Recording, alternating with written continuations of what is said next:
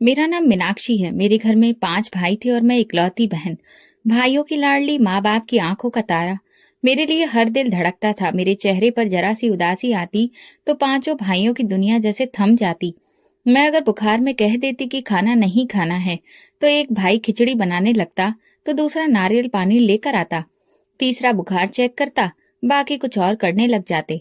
बचपन से ही मुझे एहसास था कि मैं किसी आम लड़की की जैसी नहीं हूँ। मैं खुशकिस्मत हूँ। लेकिन साथ ही मेरे दिल में एक डर भी बैठा था। सुना था लाडलों के चेहरे पर वक्त थप्पड़ जोर से मारता है। हमारी गली में जब कभी कोई बच्ची रोती दिखती या किसी लड़की की ससुराल से वापसी होती तो माँ प्रार्थना करती और मेरे भाई एक ही बात कहते, हमारी बहन को कोई कुछ कहे, उस दिन हम सब मर जाएंगे या मार डालेंगे। और मैं हंसकर कहती, पहले कोई आए तो सही। मेरे छोटे भाई मोनू को तो मेरी शादी का नाम भी बुरा लगता था।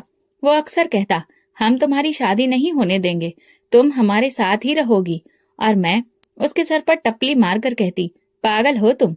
जब मैंने अपना पोस्ट ग्रेजुएशन पूरा किया तो पूरे घर में जैसे दिवाली सी हो गई थी। सब भाइयों ने अपने अपने तरीके से पार्टी की। कोई मेरे लिए ज्वेलरी लाया तो कोई कपड़े खरीद कर लाया। सबसे बड़े भैया जतिन ने गले लगाकर कहा, अब हम तुम्हारे लिए बहुत अच्छा रिश्ता ढूंढेंगे, तुम किसी आम इंसान के काबिल नहीं। मैं हंस पड़ी, अरे मैं कौन सी राजकुमारी हूँ। तो वो गंभीर होकर बोला, हमारे लिए तुम राजकुमारी से कम नहीं हो मीनाक्षी। कुछ दिनों के बाद रात के खाने के बाद पापा ने मुझे पास में बुलाया। माँ और भैया भी बैठे थे। एक अजीब सी खामोशी थी और मैं समझ गई कि कुछ जरूरी बात है। पापा ने कहा, बेटा एक रिश्ता आया है और हम सबको वो रिश्ता ठीक लगा, लेकिन हमें तुम्हारी राय चाहिए। मैंने सबकी तरफ देखा। वे चेहरे जिन पर कभी सुकून दिखता था आज बेचैन दिख रहे थे, क्योंकि आज मेरी जिंदगी का फैसला उनकी नजर में झलक रहा था। मैंने कहा, पापा मुझे आप पर इतना भरोसा है कि खुद फैसला लेने की जरूरत ही नहीं। जो आपको ठीक लगेगा मैं उसके लिए तैयार हूँ। माँ ने सर पर हाथ फेरा, बोली, मेरी बेटी हमेशा से ही समझदार रही। और सारे भाइयों की आंखों में सुकून था। जतिन ने कहा, फिर हम कल के लिए हाँ कर दें। राजीव नाम है लड़के का, बहुत शरीफ और जिम्मेदार है। मैंने पहली बार ये नाम सुना तो दिल में कुछ भी नहीं हुआ, क्योंकि जिन लोगों ने बचपन से मुझे तकलीफ से बचाया वे मेरे लिए कुछ भी बुरा कैसे चुन सकते थे। अगले दिन जैसे ही मेरा रिश्ता तय हुआ, मोहल्ले भर में मिठाई बांटी गई। सहेलियां आकर गले लगकर रोने लगी और मोनू, जो अब भी मुंह फुलाकर बैठा था, आखिरकार बोला, दूल्हा आएगा तो मैं उसे सबसे पहले कहूंगा, अगर मेरी मीनाक्षी को रुलाया ना तो मैं तुम्हें नहीं छोड़ूंगा। मैं हंसकर कहती, तुम सब मेरे सुपर हीरोज हो। शादी के बाद भी मेरे दिल में कोई परेशानी नहीं थी, बस एक अजीब सा एहसास था। वो बचपन का घर, वो भाइयों का कमरा, वो हंसी मजाक, लड़ाइयों वाले दिन सब छोड़ने पड़ेंगे। मैं कमरे में चुपचाप बैठकर अक्सर अपनी किताबें, गुड़िया और दीवार पर लगे सर्टिफिकेट्स को देखती, सोचती, क्या मैं वाकई वही मीनाक्षी हूँ जिसकी आंखों में सिर्फ सपने होते थे। एक रात जतिन मेरे पास आया और बोला, तुम जानती हो मीनाक्षी, हमने हमेशा तुम्हें अपनी आंखों के सामने रखा।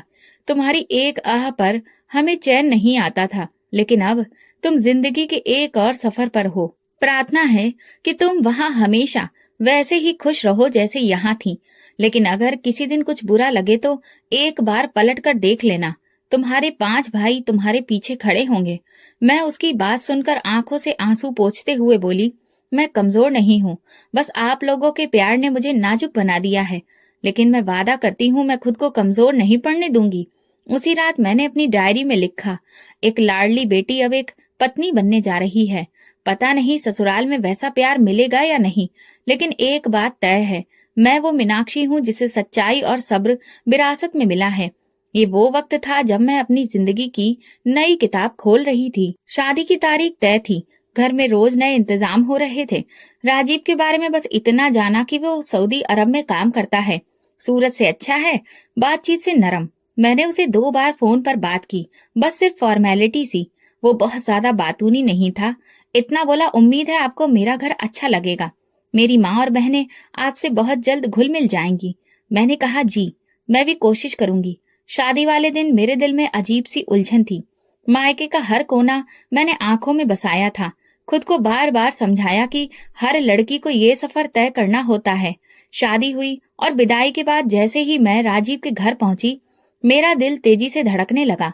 गाड़ी रुकी, दरवाजा खुला, लेकिन ना कोई हंसी, ना कोई आवाज और ना ही कोई बड़ा स्वागत। मुझे बस हाथ पकड़कर एक कमरे तक ले जाया गया और कहा गया, बैठो, ये तुम्हारा कमरा है। मेरे साथ कोई औरत अंदर नहीं आई, न चाय न पानी, न कोई हाल चाल पूछना। दिल पर एक अजीब सा बोझ, लेकिन मैंने खुद को समझाया, शायद इनका अंदाज ऐसा ही हो, शायद इसी तरह से रस्म होती हो। कुछ देर बाद दरवाजा खुला। एक लड़की ने सिर झुकाकर कहा, मैं ये किधर रख दूं? फिर वो पलट कर चली गई। ना नजर मिलाई, ना कोई बात। दिन ढल रहा था और मैं सुबह से भूखी प्यासी थी। किसी ने खाने तक को नहीं पूछा। एक बार मैं कमरे से बाहर आंगन में गई। सास बैठी थी और उनके साथ दो औरतें, सब बातों में व्यस्त थी। मैं वापस आ गई, दरवाजा बंद कर लिया। थोड़ी देर बाद हिम्मत करके राजीव को फोन किया, आप कब आएंगे? वो बोला, बस थोड़ी देर में। कोई दिक्कत है? मैंने कहा, सुबह से कुछ खाया नहीं है। वो बोला, मैं आता हूँ, कुछ ले आऊंगा। जब राजीव आया तो रात हो चुकी थी। उसने पूछा, तुमने कुछ खाया? मैंने कहा, किसी ने पूछा ही नहीं। बाहर जाकर किसी से बात की, फिर बोला, तुम खाओ, मैं खाना लगवा रहा हूँ। खाना आया तो रोटी बहुत सख्त थी, सब्जी भी ठंडी, लेकिन भूख के आगे कोई शिकायत नहीं। फिर एक एक करके मेरी नंदे कमरे में आई। बस फॉर्मेलिटी सी बात। उनमें से एक बोली, अपने कपड़े और सामान समेट लेना, जगह कम है, हमारे बैग भी यहीं रखे हैं। मैंने धीरे से कहा, ठीक है। अगली सुबह मैं जल्दी जाग गई। नहा धोकर पूजा पाठ करके जब बाहर आई तो किचन से आवाज आ रही थी। सास बोल रही थी, देखते हैं कि बहू आकर क्या करती है, या फिर बस मालकिन बनकर आई है। मैंने इस बात को सुना, लेकिन अनजान बन गई। कुछ देर बाद दरवाजा खुला और एक नंद ने कहा, चलो बर्तन धो दो, कल रात के हैं। मेरा दिल किया कि मैं कहूँ, मैं कल ही तो आई हूँ, लेकिन जुबान बंद रही। मैंने खामोशी से बर्तन धोए, आंगन में झाड़ू लगाई। किसी ने नहीं पूछा, तुम्हें ये सब आता है? बस जैसे सब पहले से तय था। सबने मान लिया कि अब ये काम करेगी। दोपहर तक मैंने सिर्फ दो बातें की। एक बार सास से पूछा, क्या कुछ बना दूं? और एक बार नंद से कहा, ये कपड़े कहाँ रखने हैं? दोनों बार ऐसा जवाब मिला जैसे कि वो मुझ पर एहसान कर रही हो। दोपहर को जब खाना रखा तो सब अपनी प्लेटों में व्यस्त थे। किसी ने कहा, रोटी बड़ी कड़क बनी है, अगली बार से ध्यान रखना। मैंने नजर झुका ली। राजीव चुपचाप बैठा था, शायद थका हुआ या शायद फर्क ही नहीं पड़ता। शाम को मेहमान आ गए। मैंने चाय बनाई, बिस्किट रखे। वापसी पर नंद ने धीरे से कहा, अगली बार कप उल्टे मत रखना, बुरा लगता है। मैंने गर्दन हिलाई। तब तक दिल थक चुका था। रात को कमरे में वापस आई तो राजीव बैठा था। उसने पूछा, कैसा लगा तुम्हें पहला दिन? मैंने कुछ पल सोचा, फिर बस कहा, थोड़ा सा अजीब है। वो बोला, वक्त के साथ सब ठीक हो जाता है, और लाइट बंद कर दी। उस रात नींद नहीं आई। अजनबी कमरा, अजनबी लोग और दिल में अजीब सी खामोशी। अगले दिन रिसेप्शन था। सुबह से ही घर में हलचल थी, लेकिन मेरे लिए वो वैसा दिन नहीं था जैसा किसी नई दुल्हन के लिए होना चाहिए। सब कुछ सिस्टम के हिसाब से हो रहा था, लेकिन किसी में भी कोई जोश नहीं था, न कोई खास खुशी। मेरी सास ने कमरे में बुलाया, बोली, देखो ये कपड़े पहन लेना, और तुम्हें पार्लर जाना है, वहां से मनोज चाचा तुम्हें ले जाएंगे। मैंने चुपचाप सिर हिलाया। उन्होंने एक खूबसूरत साड़ी बैग में रखी। तभी दरवाजा खुला और छोटी ननद अलका अंदर दाखिल हुई। उसने कमरे में कदम रखते ही कहा, अरे माँ, ये कपड़े बैग में क्यों रख रही हो? अब दूसरों की तरह इसे भी सर पर मत चढ़ा लेना, ये अपना काम खुद करे, यहाँ कोई महारानी नहीं है।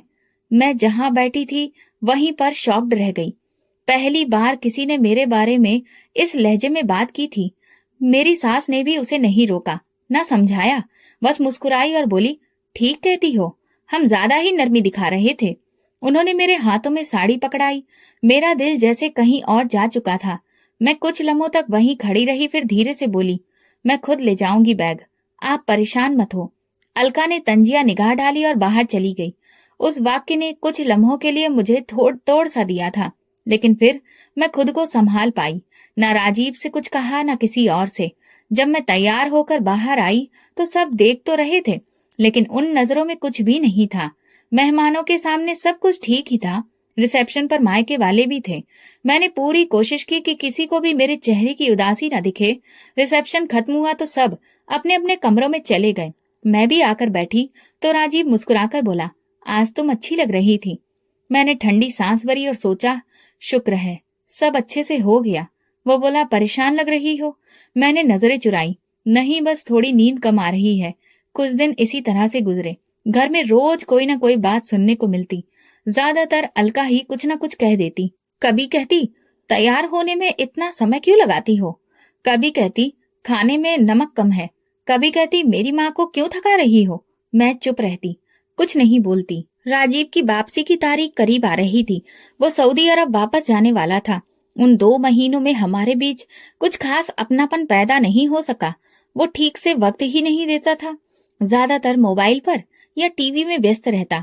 जब मैं कुछ पूछती तो कहता, काम के बारे में सोच रहा हूँ।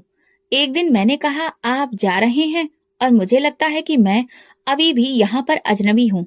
उसने ठंडा जवाब दिया, वक्त के साथ सब ठीक हो जाएगा। सबके साथ ऐसा होता है। मैं चुप हो गई। मैं समझ गई थी कि मेरी बातों का वजन अभी राजीव के लिए ज्यादा नहीं। उसे लगता था कि मैं नाजुक हूँ। ये वक्त से पहले शिकायत करने लगी हूँ। मैंने एक बार भैया को फोन किया, लेकिन बस हाल चाल पूछा, कुछ नहीं बताया। वो बोला, मीनाक्षी, अगर तुम्हारा वहां दिल नहीं लगे तो थोड़े दिन के लिए यहाँ आ जाओ। सबको तुम्हारी कमी महसूस होती है। मैंने बहाना कर दिया, यहाँ बहुत काम होता है। सास ने मना किया है। मेरी सास का रवैया राजीव के सामने अच्छा होता। वो नरमी से बात करती, लेकिन जैसे ही वो बाहर जाता मुझे कामों की लिस्ट पकड़ा दी जाती। अलका हर वक्त किचन में कोई न कोई कमी निकालने के लिए आ जाती। एक दिन चाय बना रही थी तो बोली, वैसे अब तुम्हें भी अंदाजा हो रहा होगा कि सिर्फ लाड़ प्यार से घर नहीं चलते हैं, काम करना भी आना चाहिए। मैंने चाय दी और अंदर चली गई। मैं किसी को कुछ कह भी नहीं सकती थी, क्योंकि हर बात सुनकर बदले में जवाब यही आता था, नंदे तो ऐसी ही होती हैं, थोड़ा सख्त होती हैं, वक्त के साथ सब ठीक हो जाएगा। लेकिन मैं महसूस करती थी कि वक्त नहीं, सिर्फ बर्दाश्त बढ़ रही थी। एक शाम जब राजीव के जाने में 5 दिन रह गए थे, मैं किचन में खाना बना रही थी। अलका आकर बोली, ऐसा खाना बनाना कि भैया को याद रह जाए। बाद में तो वैसे भी तुम्हें कोई पूछने वाला नहीं। मैंने पहली बार आंखों में आंखें डालकर उसे देखा, पर कुछ कहा नहीं। दिल में एक बात आई, काश राजीव खुद देख पाता कि तुम कैसी हो, तुम्हारी बातें कैसी होती हैं। मैंने दिल में तय किया कि कुछ भी हो, मैं अपनी तरफ से कोई कमी नहीं छोड़ूंगी। मेरे लाड़ प्यार वाले दिन खत्म हो गए थे। अब मैं सिर्फ एक पत्नी थी, एक बहू और एक खामोश गवाह। राजीव को भेजना बाकी था, मगर मैं खुद को पहले ही विदा कर चुकी थी, अपने अंदर की सच्चाई से, अपनी पुरानी मीनाक्षी से। राजीव दिन का ज्यादातर वक्त बाहर अपने दोस्तों या कागजी कामों में गुजारता, और जब घर आता तो थका हारा लगता। मैं कोशिश करती कि कम से कम वक्त उसके साथ हंसी खुशी गुजरे। उन्हीं दिनों मैं अलका का व्यवहार बदल गया था। पहले जो बात बात पर चुभने वाले ताने फेंकती थी, अब रोज आकर बैठती और कहती, भाभी, भैया के साथ वक्त गुजारो, काम तो हम संभाल लेंगे। एक शाम जब राजीव घर आया तो अलका चाय लेकर आई और बोली, भाभी तो आपके साथ वक्त गुजारना चाहती हैं। मैंने कहा, काम बाद में हो जाएंगे। राजीव ने मेरी तरफ मुस्कुराकर देखा। देखा, सब तुमसे प्यार करते हैं। मैंने मुस्कुराकर सिर हिला दिया, लेकिन दिल में सवाल जरूर जागे, ये वही अलका है जिसने मुझे 2 दिन पहले कहा था कि तुम्हें कुछ भी नहीं आता। सास भी उन दिनों नरम लहजे में बात करती थी। एक दिन दोपहर के खाने पर बोली, मीनाक्षी, बहुत अच्छा खाना बनाती हो। मैं हैरान हुई, लेकिन खामोश रही। जब सब लोग जा चुके थे तो अलका किचन में आई और बोली, बस भैया के सामने तारीफें समेट लो, बाद में पता चलेगा। मैंने जैसे सुना ही ना हो। चूल्हा बंद किया और बर्तन धोने शुरू किए। शाम को फिर अलका बच्चों के साथ आ गई। कहने लगी, तुमने तो भैया को खुश कर दिया, पहले इतना खुश कभी नहीं देखा। फिर हंसते हुए बोली, वैसे भाभी, देखना, भैया के जाते ही सब भाभी पना खत्म हो जाएगा। राजीव ने सुन लिया, मुस्कुराकर कहा, अलका, मजाक भी सोच समझ कर किया करो। उसी रात राजीव ने कहा, मुझे लगता है तुम यहाँ एडजस्ट हो गई हो, सब तुमसे खुश हैं। मैंने कुछ नहीं कहा। दिल में बस ये सवाल था कि खुशी कहाँ है, ये सब सिर्फ तुम्हारे सामने क्यों होता है। 2 दिन बाद राजीव जाने वाला था। आखिरी दिन मैंने नाश्ता खास तौर पर तैयार किया। उसने तारीफ की। अलका ने भी कहा, वाह, लगता है भाभी ने खास परवरिश ली है।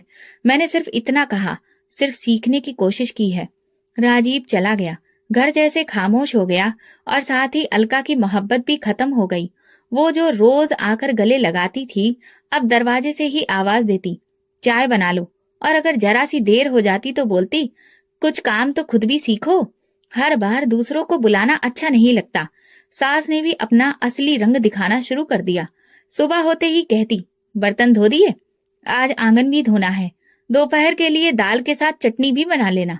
मैं सिर हिलाकर सब कुछ करती, क्योंकि मैं यही सीख कर आई थी कि घर के कामों में हाथ बटाना फर्ज होता है।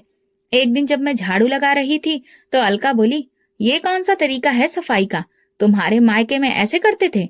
मैंने थोड़ा सा नरमी से कहा, आप बता दीजिए, मैं वही तरीका अपना लेती हूँ। तो वो बोली, बहुत चालाक हो, मासूम शक्ल बनाकर सबके दिल जीतना चाहती हो। उसी दिन मैंने सास से पूछा, क्या मैं 2 दिन के लिए अपने मायके जा सकती हूँ? बस थोड़ा सा दिल बहल जाएगा। उन्होंने ठंडे लहजे में कहा, अभी अभी आई हो, यहाँ तुम्हें क्या दुख है? घर संभालने से पहले ही छुट्टी? मैं चुपचाप वापस कमरे में आ गई। भाई को फोन करने का दिल चाहा, लेकिन फिर सोचा, किस बात पर बुलाऊं? सिर्फ इतना कि मैं थक गई हूँ। उसके बाद तो सब रोज एक जैसा हो गया। सुबह उठकर पूजा पाठ, किचन साफ करना, चाय बनाना, दोपहर तक नाश्ते के बाद खाने का इंतजाम। अगर एक भी चीज में देर हो जाती तो अलका कहती, ये तो हमारे सर पर चढ़ जाना चाहती है। नई नई आई है, अपने आप को कुछ ज्यादा ही होशियार समझती है। कभी कभी वो बच्चों से कहती, अपनी मामी से कहो थोड़ा हंस भी लिया करें। ऐसा लगता है जैसे कोई दुख भरा सीरियल चल रहा हो। मैं हंसती नहीं थी, क्योंकि मेरे पास खुश होने की कोई वजह नहीं बची थी। रात को जब सब सो जाते, मैं कमरे में आकर बैठती। राजीव का मैसेज आता, कैसी हो, सब ठीक है? और मैं लिख देती, सब ठीक है, आपकी कमी है। राजीव के जाने के बाद ससुराल का माहौल और बदल गया था। वो चेहरे जो कभी थोड़ी सी मुस्कान दिखा देते थे, अब बहुत सख्त हो गए थे। अलका का जैसे रूटीन बन गया था। सुबह नाश्ता, दोपहर खाना और शाम की चाय की जिम्मेदारी निभाती, और उसके बाद उसकी तानाकसी सुननी ही रहती, जैसे कि ये सब उसका अधिकार हो। एक दिन सुबह माँ का फोन आया। वो बोली, मीनाक्षी, तुम्हारी आवाज सुनने को तरस जाते हैं, कुछ दिन के लिए आ जाओ। मैं कुछ बोलने ही वाली थी कि वो सास कमरे में आ गई। मैंने तुरंत बात को बदल दिया, हाँ भैया सब ठीक है, बस मैं थोड़ा व्यस्त हूँ। उन्होंने सुन लिया था। जब मैंने फोन बंद किया तो उन्होंने कहा, अगर इतना ही दिल लगता है मायके का तो फिर शादी क्यों की थी? मैं चुप रही। उसके बाद भैया रोज कॉल करते और मैं रोज उन्हें कोई नया बहाना बना देती। सास की तबीयत ठीक नहीं, घर में काम बहुत है, पड़ोस में शादी है। लेकिन अंदर से मैं खुद टूट रही थी। एक शाम अलका अपनी शादीशुदा बहन के साथ आई। दोनों बैठकर चाय पी रही थी और मैं चुपचाप चूल्हे के पास खड़ी थी। अलका ने अपनी बहन से कहा, भैया ने भी पता नहीं कैसी भाभी लाकर बिठा दी है, ना तो बात करने की तमीज है और ना ही खाना पकाने की अकल। उसकी बहन ने हंसते हुए कहा, अरे आजकल तो ऐसी लड़कियां बस अपनी खोल में ही रहती हैं, सिर्फ शक्ल दिखाती हैं और बाकी काम तो सब भूल जाती हैं। मेरा दिल चाहा कि पलटकर जवाब दूं, पर खामोशी मेरी ढाल बन चुकी थी। रात को बर्तन धोते हुए उंगली पर कट लग गया। मैंने पानी बंद किया, लेकिन अलका आ गई और बोली, अब इस बात पर भी ड्रामा होगा? अब तुम्हें ये भी नहीं आता? किचन से निकलकर मैंने हाथ पर कपड़ा बांधा और कमरे में आ गई। अगली सुबह नाश्ते के बाद सास बोली, आज कपड़ों की धुलाई भी तुम ही करोगी, नौकरानी नहीं आएगी। मैंने बाल्टी तैयार की, साबुन डाला और काम में लग गई। अलका आई, छत पर खड़ी होकर नीचे देखती रही, फिर बोली, इतना वक्त लगाया है? शादी के बाद क्या पहली बार हाथ पानी में डाले हैं? शाम को भाई का फोन फिर आया। इस बार जतिन था। बोला, मीनाक्षी, अब की बार मैं आ रहा हूँ, तुम्हारी सास से बात करनी है, तुम्हें ले जाना है, 2 दिन के लिए ही सही। मेरा दिल धड़कने लगा। मैंने उसे रुकने के लिए कहा, अभी मत आओ, माँ जी शायद मना कर दें, बाद में देखते हैं।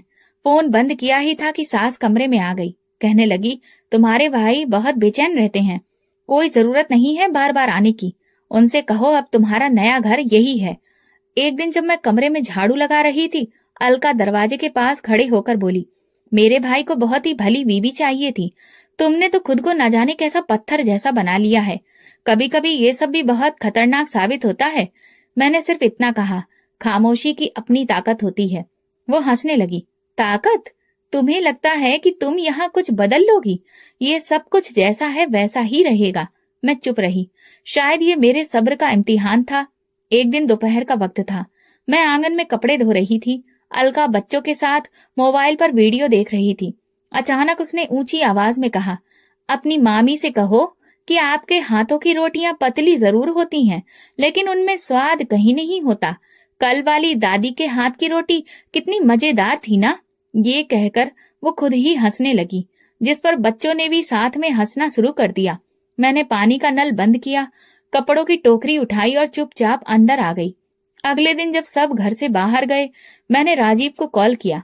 दिल धड़क रहा था, लेकिन अब चुप रहने की गुंजाइश नहीं बची थी। उसने फोन उठाया, मैंने हाल चाल पूछा, फिर उसने कहा, तुम कैसी हो? मैंने गहरी सांस ली। राजीव, आपसे कुछ बात करनी है। हाँ बोलो। सब ठीक है? नहीं, बस कुछ चीजें आपको बताना चाहती हूँ। अलका का व्यवहार बहुत बदल गया है। वो रोज बातों पर तानाकसी करती रहती है, कभी खाने पर, कभी काम पर। सामने कुछ और पीछे कुछ और। वो हर वक्त मुझे नीचा दिखाने की कोशिश करती है और माँ जी भी उसका साथ देती हैं। मैं कुछ नहीं कहती, लेकिन रोजाना ऐसे तानों से गुजरना मेरे लिए आसान नहीं होता। कुछ देर बाद उसकी आवाज आई, ठंडी और नपी तुली। देखो मीनाक्षी, अलका ऐसी नहीं है। मैं उसे बचपन से जानता हूँ। शायद तुम्हें कोई गलत बात लगी हो, या तुमने कुछ ज्यादा ही उसे गंभीरता से ले लिया हो। मेरा दिल जैसे रुक गया। मैंने कहा, आप समझने की कोशिश तो करिए। रोज की बातें मामूली नहीं होती। राजीव ने बात को मोड़ दिया। मेरा मतलब यह है कि घर के छोटे मोटे झगड़े हर जगह होते हैं, उन्हें दिल पर लेने की जरूरत नहीं है। तुम्हें एडजस्ट करना सीखना होगा। मेरे पास शब्द नहीं बचे थे। मैंने बस इतना कहा, ठीक है, और फोन बंद कर दिया। उस रात मैंने बहुत सोचा। मैंने पहली बार शिकायत की थी, वो भी दबे शब्दों में, और जवाब में मुझे ही बदलने की राय मिल चुकी थी। जैसे सब कुछ मेरी गलतफहमी, मेरी बर्दाश्त की कमी थी। अगले दिन मैंने नाश्ता बनाया, किचन साफ किया। अलका आई और मेरे चेहरे की तरफ देखकर बोली, आज चुप क्यों हो? भाई को कुछ कहा था क्या? मैं चौंक गई, लेकिन चेहरे पर कोई भाव नहीं आने दिया। नहीं, कुछ खास नहीं। वो पास आई और धीरे से बोली, वैसे तुमसे एक बात कहनी थी। भैया को हमारी छोटी छोटी बातें बताने की क्या जरूरत है? हम कोई जालिम थोड़ी हैं। मैं समझ गई थी कि राजीव ने उसे सब बता दिया है। मैंने बस इतना कहा, मैंने कुछ भी नहीं कहा, सिर्फ बात की थी उनसे। अलका ने तंज कसा और हंसते हंसते बोली, हाँ, हमें सब पता चल जाता है। तुम्हारी आंखें तुम्हारी जुबान से ज्यादा बोलती हैं। उसके बाद का वक्त और भी ज्यादा बोझिल हो गया। सास अब और ज्यादा सख्त हो गई थी। एक दिन बोली, जब पति साथ नहीं होते तभी बहुओं की असलियत पता चलती है। ये घर तभी चल सकता है जब तुम अपना दिल बड़ा करो। मैंने सिर झुका लिया और बर्तन धोना शुरू कर दिया। दिल के अंदर जैसे कुछ टूटने लगा। एक आवाज बार बार कह रही थी, तुमने कुछ गलत नहीं किया, तुमने सच्चाई बोली है। लेकिन सुनने वाला सुनना नहीं चाहता। रात को जब कमरे में आई तो आंखें बंद कर ली। ना तो भगवान से प्रार्थना की, ना शिकायत। बस अंदर एक गहरी खामोश चीख उठी। ऐसी चीख जो बाहर नहीं निकल सकती, जो आवाज नहीं बनती, सिर्फ सांसों में दबी रहती है। मैं आईने में खुद को देख रही थी। वो मीनाक्षी जो कभी भाइयों के साथ बैठकर हंसती थी, अब चुपचाप रोज अपनी इज्जत को धो लेती थी, जैसे बर्तन, कपड़े और आंगन। जिंदगी वैसी नहीं थी जैसा वादा किया था, लेकिन मैंने इसे स्वीकार कर लिया था, क्योंकि मैं जानती थी कि अभी बहुत कुछ सुनना बाकी है। उसी दिन सुबह की शुरुआत रोज की जैसी ही थी। मैंने नाश्ता बनाया, बर्तन धोए, आंगन साफ किया। अलका अपने बच्चों को तैयार कर रही थी और सास आंगन में चारपाई पर बैठी कुछ सिलाई कर रही थी। मैं चाय के कपों में चीनी डाल रही थी कि अचानक अलका ने बुलंद आवाज में कहा, चाय बन गई या अभी भाई को भड़काने में लगी हुई हो? मेरे हाथ रुक गए। मैंने सिर उठाकर देखा, उसका चेहरा घमंड से भरा था। मैंने कहा, आपका मतलब क्या है? वो हंसने लगी। मतलब तो तुम्हें खूब पता है। तुम समझती हो भैया तुम्हारे कहने पर हमारे खिलाफ हो जाएगा। उसे मैं बचपन से जानती हूँ। वो किसी भी औरत के कहे में चलने वालों में से नहीं है। मैंने चाय ट्रे में रखी और कमरे की तरफ चली गई। मेरे पीछे उसकी आवाज अभी भी आ रही थी। ये तो बहुत ज्यादा चालाक निकली। शक्ल से तो भोली लगती है, लेकिन बातें तो देखो। भैया को इसकी बातों से संभालना पड़ेगा। कमरे में आकर मैंने दरवाजा बंद किया। मन में सिर्फ एक सवाल घूम रहा था, क्या राजीव ने उसे सब कुछ बता दिया? उसी रात जब सब सो चुके थे, मैंने एक बार फिर राजीव को मैसेज किया, क्या आपने मेरी बातें अलका को बताई थी? जवाब आया। मैंने सिर्फ समझाने के लिए बात की थी। मुझे लगा अलका संभल जाएगी। मैंने मोबाइल साइड पर रखा और पलंग पर लेट गई। दिल कह रहा था कि अब इस घर में किसी पर भी भरोसा नहीं किया जा सकता। जिस इंसान से हिम्मत करके दिल की बात की, वो भी वही बात वापस उन्हीं लोगों तक ले गया जिनसे शिकायत थी। अगले दिन अलका किचन में खड़ी थी और सब्जी में नमक डाल रही थी। वो चम्मच बजाते हुए बोली, तुम समझती हो कि तुमने बहुत बड़ा तीर मार लिया है। भाई को तो कह दिया, अब क्या होगा? तुम्हें लगता है तुम जीत गई हो? मैंने नरमी से कहा, मैंने कुछ भी जीतने की कोशिश नहीं की, बस सच्चाई बताई है। वो हंसकर बोली, सच्चाई?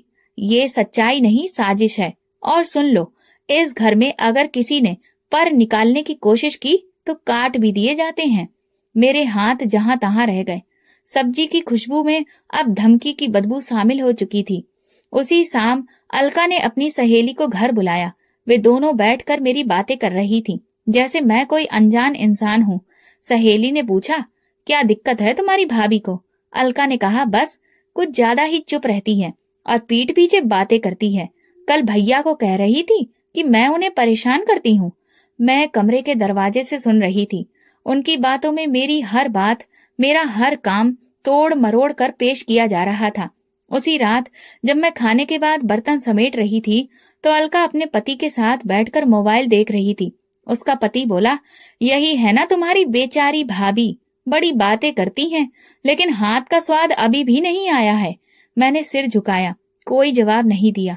वो और उसकी बहन हंसने लगे, जैसे मैं कोई मजा लेने वाली चीज हूँ या कोई जोकर। सुबह उठते ही फिर वही सब।